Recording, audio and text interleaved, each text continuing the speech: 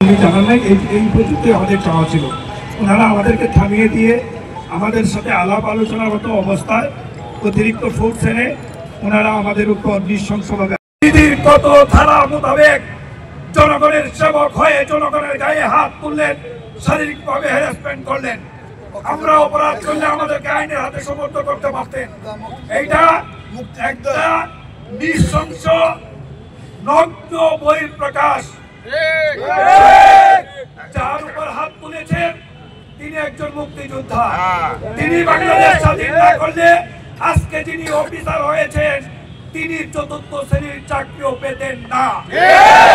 বাংলাদেশ স্বাধীন হয়েছে বিধায় উনি চাকরি পেয়েছেন। স্বাধীন হয়ে নতুন বাংলাদেশে, বৈষম্যহীন বাংলাদেশে আমার মুক্তিযোদ্ধার উপর হাত তোলা হয়েছে, দেশের নাগরিকের উপর হাত তোলা হয়েছে, বিডের উপর হাত তোলা হয়েছে। আমি মাননীয় প্রধান উপদেষ্টা, মাননীয় স্বরাষ্ট্র উপদেষ্টা সহ প্রশাসনের দৃষ্টি আকর্ষণ করছি, পুলিশের আইজি সাহেবের দৃষ্টি আকর্ষণ করছি, আপনারা অবশ্যই ডিপার্টমেন্টালি তদন্ত করে ওনার বিরুদ্ধে যথাযোগ্য ব্যবস্থা নেবেন এবং আমাদেরকে জানাবেন।